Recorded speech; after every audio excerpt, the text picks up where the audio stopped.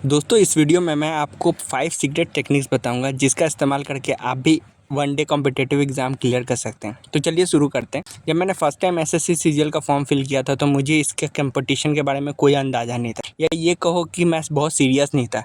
इसके कारण मुझे स्टार्टिंग में काफ़ी फेलियर का सामना करना पड़ा। फिर ग्रेजुअली मैंने अपने लाइफ में ये 5 टेक्निक्स को यूज़ किया और मुझे अच्छा रिजल्ट मिलने लगा। तो सबसे पहले टेक्निक नंबर 1 है कॉन्सेंट्रेशन लाइक अ मॉन्क।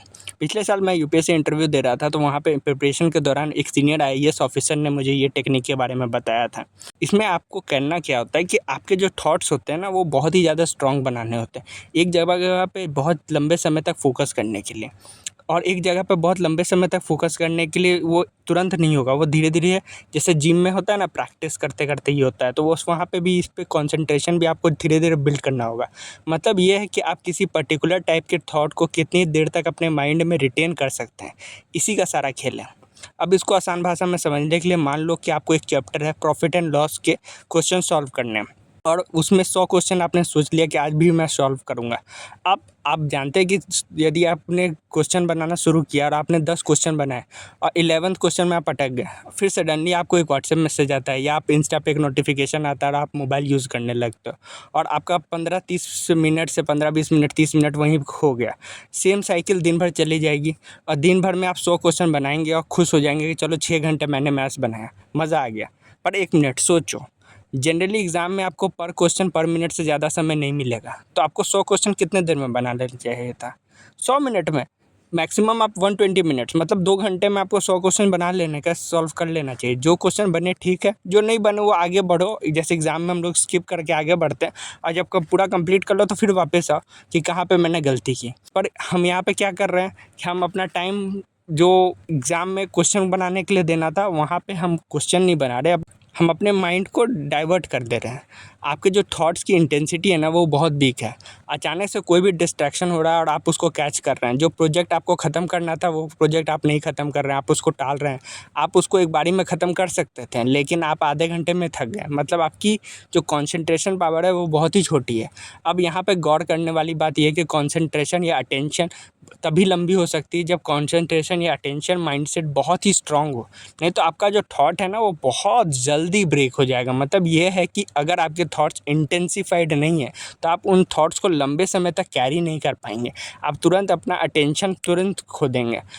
मतलब आपको अपने माइंड को ज़्यादा देर तक रिटेन करना है। तो मुझे जो सीनियर आईएएस ऑफिसर ने मुझे जो ट्रिक बताया था, वो मैं आपको बताता हूँ कि स्टडी टाइम में ना टाइमर का इस्तेमाल करो, और स्टार्टिंग में ना 15 मिनट का आप लगाओ टाइमर, और 15 मिनट तक आपका दिमाग कहीं और नहीं जाना चाहिए, एकदम क्वेश्चन पे ही रहना चाहिए। फिर आप 2 मिनट का ब्रेक ले लो, सांसें लो, थोड़ा पानी पी लो, फिर से 15 मिनट का टाइमर लगा, फिर स्टडी स्टार्ट करो। धीरे धीरे टाइम को बढ़ाओ, 15 मिनट से 30 मिनट, 25 मिनट, 35 मिनट, उस तरह से आगे बढ़ाओ। जैसे जिम में होता है ना, जिम में भी हम लोग धीरे धीरे अपना हमारा बॉडी बनता है, उसी तरह स्ट्रॉन्ग माइंडसेट और कंसंट्रेशन की है सक्सेस का, वो धीरे धीरे आप डेवलप करो। जितना आप इसको स्ट्रॉन्ग करोगे उतना जल्दी आपको सक्सेस मिल सकता है। टेक्निक नंबर 2, स्टडी जोन बनाना। जैसे जिम का एक जगह होता है, फुटबॉल खेलने का एक ग्राउंड होता है, उसी तरह पढ़ने वाले जो टेबल है ना, सिर्फ उस पर पढ़ाई करो। जब आप उस टेबल पर बैठे हो ना, तो कहीं आपका और कुछ नहीं करना है, ना मोबाइल यूज़ करना है, ना किसी को कॉल पे बात करना है, ना वहाँ पे खाना करना है। हमारी आदत होती है ना, उसी टेबल पर मोबाइल भी यूज़ कर रहे हैं, मूवी भी देख रहे हैं, खाना भी खा लेते हैं, कभी कभी सो भी जाते हैं। इससे हमारे दिमाग को उस जगह की इंपॉर्टेंस नहीं समझ में आती है। जैसे हम मंदिर में जाते हैं, तो वहाँ पे मंदिर में हम लोग जाते हैं, जब भगवान के सामने खड़े होते हैं, तो सिर्फ हमारा ध्यान होता है कि भगवान से अपने बारे में आराधना करें, पूजा पाठ करने के बारे में। उसी तरह जब भी आप स्टडी टेबल पे जाएँ, तो आपका दिमाग इसके बारे में एकदम रेडी हो जाए कि यहाँ पे ये लड़का आया है या ये लड़की बैठी है, तो यहाँ पे सिर्फ पढ़ाई होगा। जैसे ही आप स्टडी टेबल पर बैठेंगे, तो आपके आपके जो थॉट हैं वो चैनलाइज होने लगेंगे। आपका ब्रेन समझ जाएगा यहाँ ओनली स्टडी होता है, फुल फोकस में तैयार हो जाओ। आपका ब्रेन अब अपना फोकस लेवल बढ़ा देगा, आपके जो मेमोरी का रिटेंशन है वो बढ़ जाएगा। कोई भी और काम स्टडी टेबल पर हट के ही करें, वहाँ पे तुरंत नहीं। यदि किसी का कॉल आ गया तो आप स्टडी टेबल से हट जाइए, बाहर में जाइए, बात कीजिए, फिर स्टडी टेबल पे आइए। Technique number 3, make a time table. हम सब डेली टाइम टेबल बनाते हैं, बाद में वो कचरे में ही जाता है या उसे इग्नोर कर देते हैं। फिर सोचते हैं कि अब नया टाइम टेबल बनाएंगे और स्ट्रिक्ट बनाएंगे, सुबह 5 बजे उठेंगे। पर इतने दिनों में हमें ये समझ में आ गया कि ये स्टडी टेबल ज़्यादातर लोगों के लिए काम नहीं करता। मैं जो टाइम टेबल यूज़ करता हूँ मैं बताता हूँ, उसे वीकली और मंथली बेसिस पर मैं शेड्यूल कर लेता हूँ। तो जैसे आप क्या करो कि जैसे वीक स्टार्ट हो रहा है, जैसे संडे को प्लान कर लो कि इस वीक आपको क्या करना है। इस वीक में आपको ये भी पता है कि आपको वेडनेसडे को कहीं जाना है या थर्सडे को कहीं जाना है, या आपको ये भी पता हो सकता है कि हमको फ्राइडे को कोई चीज़ का काम है। तो आप पहले से प्लान कर लियो कि इस वीक में मेरा क्या प्लान होगा। तो इस वीक में मैं 4 चैप्टर का हिस्ट्री में पढ़ूंगा, या 5 चैप्टर का मैथ्स बना लूँगा, या मैं 12 को मॉक सॉल्व करूँगा। आप प्लान कर लो, आप उसको नोट में लिख लो। अब आपका मान लीजिए किसी दिन ख़राब हो गया, आपका किसी दिन 3 घंटा दोस्तों के साथ वेस्ट भी हो गया, तब भी आपके पास है टाइम कि अच्छा ठीक है मेरे पास 6 दिन का टाइम है, मैं इसे कवर कर लूँगा। तो यदि आपका किसी दिन ख़राब भी हो गया ना, तो आप सोचोगे अरे यार अब तो मेरा हम टाइम टेबल को फॉलो ही नहीं कर पा रहे। पर ऐसा हो सकता है क्योंकि आपको कहीं इंपॉर्टेंट काम हो जाए, आपके पेरेंट्स का काम हो जाए, या आपका पर्सनल कोई काम हो जाए। तो वीकली टाइम टेबल बहुत अच्छा काम करता है। इसमें आप शेड्यूल कर लीजिए कि इस वीक मुझे क्या करना है, इस मंथ मुझे क्या करना है, और जब भी आप ऐसे प्लान करोगे तो आपको बहुत अच्छा रिजल्ट मिलेगा। Technique number 4, stay away from your mobile when you study. जब भी आप पढ़ रहे हैं उस समय अपने मोबाइल से दूर रहें। देखिए मैं आपको बहुत सिंपल तरीके से बताता हूँ। प्रैक्टिस इज़ द की, मतलब अगर हम चाहें तो अपने माइंड को चेंज कर सकते हैं और ट्रेन कर सकते हैं, लेकिन आपको पता है कि हमारे साथ जो ट्रेजेडी है कि हम अपने माइंड को ट्रेन करना भी चाहते हैं, पर जो मोबाइल कंपनीज़ है वो इतने ज़्यादा एडिक्शन हो जा रहा है हमारा कि हम उस मोबाइल से पीछे ही नहीं छुड़ा पा रहे हैं।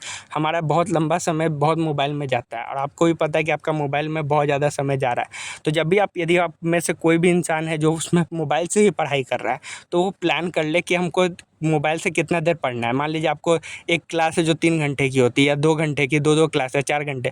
तो प्लान बना लो कि मैं 12 बजे दोपहर में इसको मोबाइल यूज़ करेंगे, 12 से 2 क्लास करेंगे और फिर नेट ऑफ करके रख देंगे। फिर यदि आपको शाम में करना है 8 से 10 क्लास, उस समय ऑन करो, 2 घंटे प्लान जो आपको क्लास करना है क्लास करो, उसके नेट ऑफ करो।